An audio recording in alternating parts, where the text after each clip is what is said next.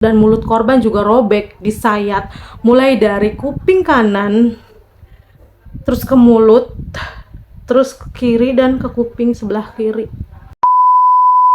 Assalamualaikum warahmatullahi wabarakatuh. Hai, apa kabar? Semoga selalu sehat dan selalu bahagia. Amin dan terima kasih sudah klik video ini. Pernah nggak kamu mendengar Black Dahlia? Mungkin sebagian besar orang ini mengenalnya sebagai sebuah band aliran death metal asal Michigan, Amerika, yaitu The Black Dahlia Murder yang sudah beberapa kali bermain di Indonesia. Namun sebenarnya Black Dahlia adalah penamaan sebuah kasus pembunuhan paling brutal di Amerika yang hingga saat ini tidak terpecahkan bahkan oleh FBI sekalipun.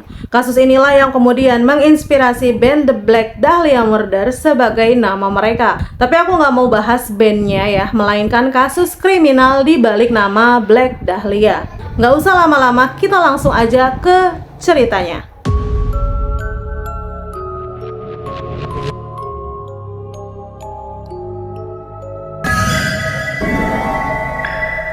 Pada tanggal 15 Januari 1947 pagi hari, seorang wanita bernama Betty Bersinger kala itu pergi keluar rumahnya sambil mendorong stroller atau kereta bayi yang berisikan Anne, yaitu anaknya yang berumur 3 tahun. Pagi itu, Betty ini hendak pergi ke toko reparasi sepatu di South Norton Avenue, Los Angeles, California. Ia menyusuri sepanjang trotoar jalanan di lingkungan Leimert Park yang kala itu masih sepi dan belum berkembang seperti saat ini. Pada pukul 10 pagi waktu setempat, mata Betty ini tertuju pada sebuah benda yang tergeletak di lahan kosong blok 3800. Kemudian Betty semakin mendekat. Awalnya Betty mengira ya udah itu mungkin manekin, tapi begitu dia coba untuk lebih dekat lagi, Betty ini terkejut karena benda itu ternyata adalah mayat manusia.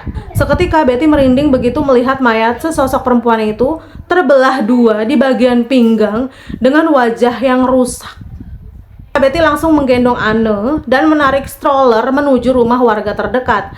Kemudian Betty menceritakan kepada pemilik rumah yang didatanginya, dan setelah tahu, sang pemilik rumah mengizinkan Betty untuk menelepon polisi setempat. Dan dalam hitungan menit, sejumlah polisi dari Los Angeles atau LAPD dan agen Federal Investigation ini datang. Seketika lokasi itu yang tadinya sepi langsung ramai. Apalagi sejumlah wartawan koran lokal dan juga media di Amerika Serikat juga mendatangi lokasi penemuan mayat terbelah tersebut. Saat itu polisi melihat mayat perempuan terbelah setengah di pinggang dan ususnya telah dibuang. Dan mulut korban juga robek, disayat mulai dari kuping kanan terus ke mulut, terus ke kiri dan ke kuping sebelah kiri.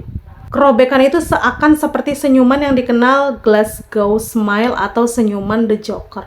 Terlepas dari kondisi terbelah yang parah, ada kejanggalan di tempat itu karena polisi tidak menemukan setitik. Jadi mayatnya itu ditemukan bersih, nggak ada darah sama sekali, nggak ada darah yang bececeran, itu nggak ada. Polisi menyimpulkan setelah dibunuh ya, jasad juga dibelah, jenazah korban juga ini dicuci bersih sebelum dibuang, dan dari hasil otopsi korban sempat mengalami tindakan kekerasan sebelum ia meninggal dunia. Kemudian ditemukan juga bekas luka ikatan tali di pergelangan kaki dan juga tangan, dan pemisahan ini diduga dilakukan 10 jam sebelum mayat korban ditemukan. Korban juga bukan korban pemerkosaan karena nggak ditemukan jejak sperma di organ intimnya. Dan juga korban ini dibelah sangat rapih sesuai anatomi manusia. Polisi pun mencurigai pelaku memiliki latar belakang medis atau kedokteran. Dan untuk mengetahui identitas korban, LAPD mengambil sidik jarinya. Dan sidik jari itu langsung dikirim ke markas FBI. Sekitar 1 jam kemudian, FBI langsung menemukan identitas korban. Dan para agen FBI ini mudah mencari data identitas korban karena data pribadinya sempat masuk sistem administrasi militer dan juga polisi. Korban adalah seorang wanita berusia 22 tahun bernama Elizabeth Short. Ia kelahiran Boston, Amerika Serikat pada tanggal 29 Juli 1924. Ia juga pernah melamar pekerjaan di Pangkalan Angkatan Darat Amerika Serikat dan pada 23 September 1943 sempat juga ditangkap polisi Santa Barbara, California karena minum minuman beralkohol di bawah umur. Elizabeth adalah anak ketiga dari 5 bersaudara dari pasangan Cleo Short dan juga Phoebe May Sawyer. Nggak bisa bahasa Inggris. Cleo meninggal dunia ketika Elizabeth berumur 5 tahun dan ibunya memutuskan pindah ke Los Angeles membawa semua anaknya. Sejak kecil, Elizabeth ini dikenal sudah tertarik pada dunia sinema. Bahkan, Elizabeth ini bercita-cita ingin menjadi seorang aktris terkenal. Kemudian Elizabeth tumbuh dengan paras cantik, dan kala itu ia bekerja sebagai pelayan di sebuah bar atau kafe. Dan di sanalah ia berkenalan dengan sejumlah orang, termasuk kru dan aktris Hollywood yang datang. Sikapnya Elizabeth ini yang dikenal riang, ramah, dan juga sopan membuatnya pandai bergaul dengan siapapun. Sebenarnya impiannya menjadi seorang aktris ini bisa aja terwujud ya. Tapi sayangnya itu kandas karena nasib buruk menimpanya. Seorang detektif bernama Brian Kars yang menjadi salah satu penyelidik mengatakan bahwa itu sangat mengerikan. Bahkan dia sendiri nggak bisa membayangkan seseorang melakukan itu kepada manusia. Detektif Carr juga mengatakan selama 1 bulan setiap hari semua koran di Amerika Serikat menjadikan berita utama pembunuhan atas Elizabeth dengan timeline Black Dahlia Murder. Bahkan Detektif Carr nggak tahu nih kenapa semua media massa menamai Elizabeth dengan julukan Black Dahlia. Beberapa orang sih mengatakan ya kalau julukan Black Dahlia ini diberikan teman-temannya sendiri, teman-temannya Elizabeth ya. Sebab Elizabeth sangat menyukai film garapan Raymond Chandler berjudul The Blue Dahlia. Lalu kenapa dari kata blue itu kan biru ya, menjadi hitam atau black? Menurut informasi, hal itu karena Elizabeth ini sering berpakaian hitam. Namun ada juga sih informasi yang menyebutkan bahwa karena rambut Elizabeth memang berwarna hitam gelap. Dan sejak saat itulah kasusnya ini dinamai Black Dahlia. Dan menurut laporan Los Angeles Times, tercatat ada sekitar 200 orang yang mengaku sebagai pelaku pembunuhannya. Ini kenapa orang-orang pada ngaku gitu ya?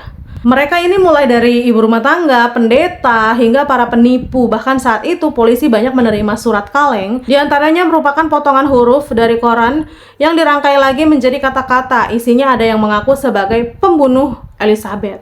Dan dari berkas kasus Black Dahlia, banyak pria yang sudah ditahan untuk menjalani tes poligraf atau tes kebohongan. Tapi, nggak pernah ada satupun orang yang didakwa atas pembunuhan Elizabeth. Setidaknya, polisi menjadikan 6 orang yang diduga sebagai tersangka utama.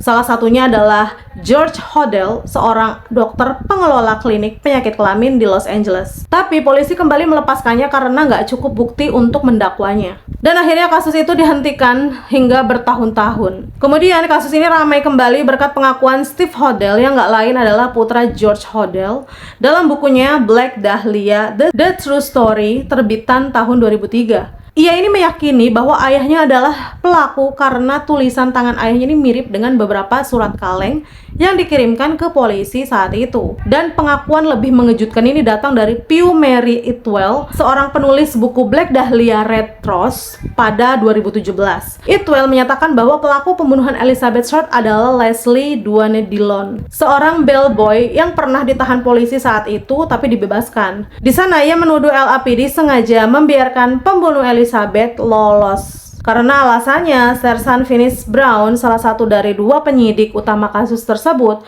adalah seorang polisi korup. Finis diduga memiliki hubungan erat dengan Mark Hansen. Mark Hansen sendiri adalah seorang pemilik klub malam dan juga bioskop lokal yang diduga terkait pembunuhan tersebut.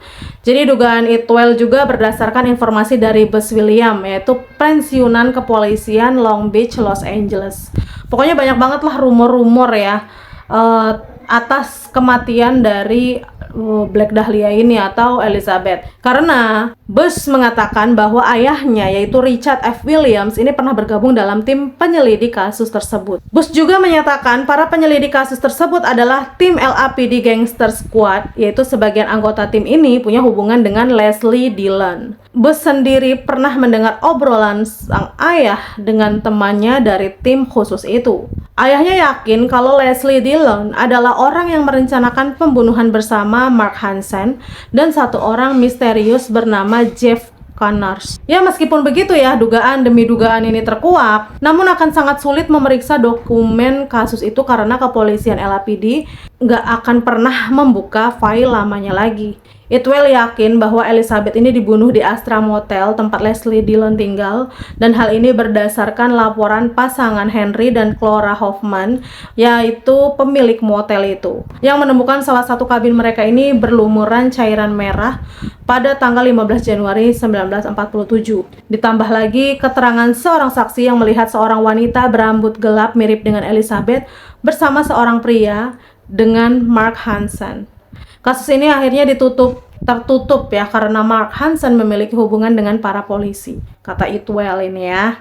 Tapi keterangan Itwell dan Bush tampaknya kurang dipercayai berbagai pihak di Amerika Serikat. Setelah ditemukan meninggal yang sangat mengenaskan ya, jasad Elizabeth Short akhirnya dikuburkan oleh ibunya di pemakaman umum Oakland, dan ibunya juga langsung pindah rumah ke Oakland agar dekat dengan makam putrinya. Hingga kini, sekitar 77 tahun berlalu, kasus pembunuhan brutal itu masih menjadi misteri dan tidak terpecahkan. Kenapa Elizabeth, motifnya apa, lalu kenapa harus dibelah sangat rapi, lalu kenapa darahnya dicuci, lalu kenapa ada cairan merah kayak dicuci bersih, lalu kenapa harus disayat seperti Joker. Semuanya nggak ada, guys.